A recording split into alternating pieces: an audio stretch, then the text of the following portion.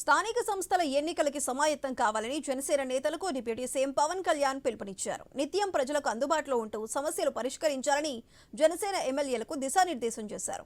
వర్తమాన భవిష్యత్ అవసరాలను దృష్టిలో ఉంచుకొని అభివృద్ధి పనులు వేగవంతం చేయాలని సూచించారు. ప్రతి నియోజకవర్గం ఆర్థికంగా బలోపేతం కావాలన్నారు. యువతకు ఉపాధి, ఉద్యోగ అవకాశాలు పెంచాలని కోరారు. మహిళలు, రైతుల సంక్షేమాన్ని విస్మరించకుండా ముందుకు వెళ్లాలన్నారు. జనసేన ఎమ్మెల్యేలతో 1-to-1 సమావేశాలు పవన్ కళ్యాణ్ నిర్వహించారు. 9 మంది ఎమ్మెల్యేలతో ముఖాముఖిగా భేటీ అయ్యారు.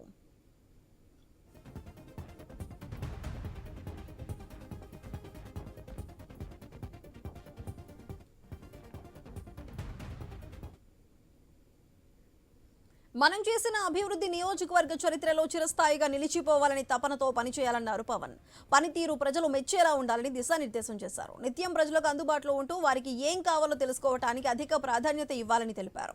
ప్రజా సమస్యలపై వచ్చిన అర్జీల పరిష్కారానికి పెద్దపీట వేయాలని చెప్పారు. ఆయా నియోజకవర్గ స్థాయిలో చేపట్టిన అభివృద్ధి, సంక్షేమ పథకాల అమలు, ఆన్ గోయింగ్ ప్రాజెక్ట్స్ పై చర్చించారు. ఏడాదిన్నర కాలంలో నియోజకవర్గాల్లో చేపట్టిన సంక్షేమ అభివృద్ధి కార్యక్రమాలపై పవన్ కళ్యాణ్ కు ఎమ్మెల్యేలు తెలిపారు.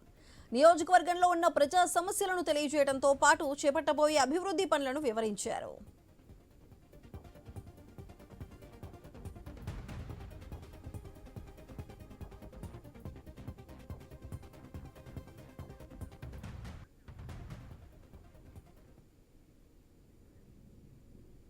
నియోజకవర్గాలలో నామినేటెడ్ పదవుల భర్తీపై పవన్ కళ్యాణ్ చర్చించారు. పార్టీ కార్యక్రమాల నిర్వహణకు ప్రాధాన్యం ఇవ్వాలని స్పష్టం చేశారు.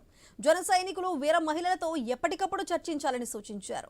కూటమి స్ఫూర్తిని బలంగా నిలపాలన్నారు. పార్టీ నిర్మాణ సంబంధిత వ్యవహారాల్లో మచిలీపట్నం పార్లమెంటు పరిధిలో పిఠాపురం ఫార్ములా అనుసరించాలని స్పష్టం చేశారు. అయితే పవన్ కళ్యాణ్ నిర్వహిస్తున్న 1-to-1 ఎమ్మెల్యేలతో సమావేశానికి సంబంధించి మరింత సమాచారాన్ని మా ప్రతినిధి కాంతి అందిస్తారు. కాంతి, చెప్పండి. డిప్యూటీ సీఎం పవన్ కళ్యాణ్ జనసేన పార్టీకి సంబంధించినటువంటి ఎమ్మెల్యేలతోటి వరుసగా భేటీలు నిర్వహిస్తున్నారు. అందులో ముఖ్యంగా చూసినట్లయితే ఈ ఏదైతే నిన్న 9 మంది ఎమ్మెల్యేలతోటి ఆయన 1-to-1 సమావేశాలు నిర్వహించారు. ఇందులో భాగంగా అవనిగడ్డ ఎమ్మెల్యే మండలి బుద్ధప్రసాద్ తో ఏదైతే మొదటిగా 1-to-1 సమావేశం ప్రారంభమైంది. ఇక నియోజకవర్గంలో ఇప్పటి వరకు చేపట్టినటువంటి అభివృద్ధి కార్యక్రమాలు, అమలవుతున్న సంక్షేమ పథకాలు, కొనసాగుతున్నటువంటి ప్రాజెక్టు వివరాలు ఏవైతే ఉన్నాయో వాటిలన్నింటికి సంబంధించి ఆయన వివరాలు అడిగి తెలుసుకోవడం జరిగింది. ఇక పార్టీ కార్యక్రమాల నిర్వహణ, క్షేత్రస్థాయిలో పార్టీ బలోపేతం, కార్యకర్తలతోటి సమన్వయం వంటి అంశాలపైన కూడా డిప్యూటీ సీఎం ఎమ్మెల్యేల తోటి మాట్లాడి వారి నుంచి వివరాలు తీసుకోవడం, ప్రజలకు ప్రభుత్వ కార్యక్రమాలు మరింత సమర్థవంతంగా చేరేలా చూడాలని కూడా దిశానిర్దేశం చేశారు. నిన్న మండలి బుద్ధప్రసాద్, దేవ వరప్రసాద్, లూకం మాధవి, గిడ్డి సత్యనారాయణ, పంతం నానాజీ, వంశీకృష్ణ, నిమ్మక జయకృష్ణ, పంచకల్ల రమేష్ బాబు, సుందరపు విజయ్ కుమార్లతోటి పవన్ కళ్యాణ్ 1-to-1 సమావేశాలు నిర్వహించారు. ఈ సమావేశాల ద్వారా నియోజకవర్గంలో ప్రత్యేక దృష్టి సారించడము, అలాగే ప్రజా సమస్యలపైన తక్షణమే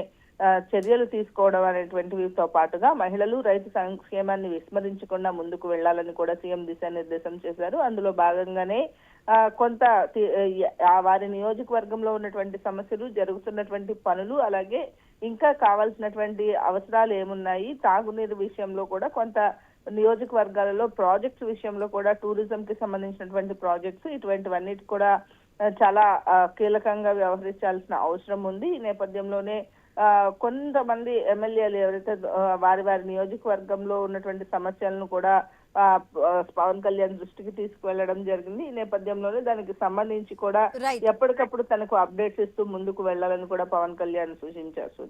రైట్ కాంతి.